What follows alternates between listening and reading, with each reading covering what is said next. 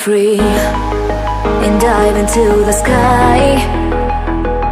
Hear the wind crying out its prayer.